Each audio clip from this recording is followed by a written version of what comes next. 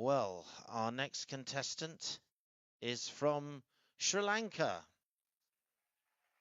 Anudi Gunasekara. Now, Anudi is a student in international relations, wanting to pursue a career in international relations. Since becoming Miss Sri Lanka, Anudi's led numerous BWAP projects, reaching nearly 10,000 women and girls, and therefore this question has a lot of relevance. How has working on your Beauty with a Purpose project changed the way you see your role as a woman in your community and in the world?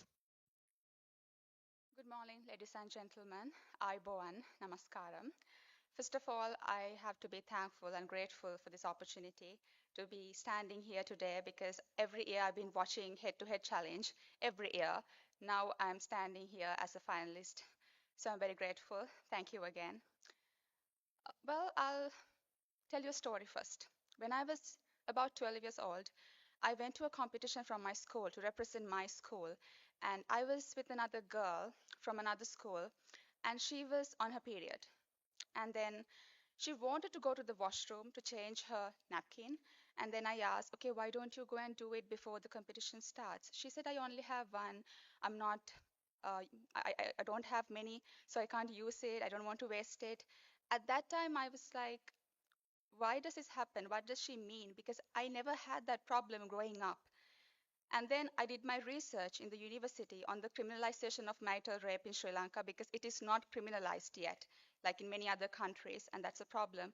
I wanted to investigate the connection between the level of awareness women have about their women's rights and the process of criminalization because I believe in order to speak up against this violence, you have to have a knowledge about your rights. Other than that, you don't have any sort of opportunity to talk about it. And then only I found about period poverty. I realized besides violence, they are also going through period poverty. They are not just victims of menstrual poverty, they are also victims of violence, both at the same time.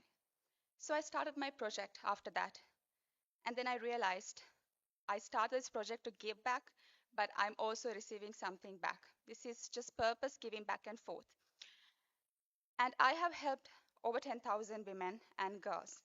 And I help them through donations by providing sanitary products, not just biodegradable pads, non-biodegradable pads, it's also reusable napkins so that they have a sustainable solution.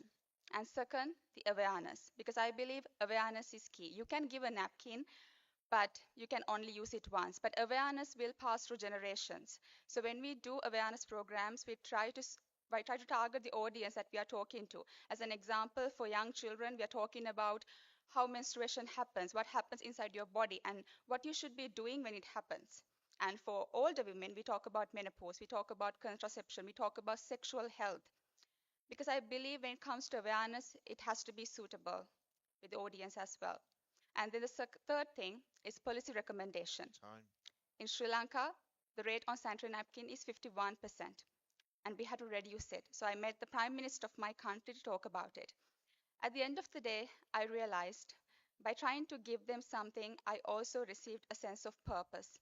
And I no longer believe that Time. women should be limited to things like this. They should have a voice to talk about these things and bleed with dignity. Thank you so much. Thank you very much, Sri Lanka.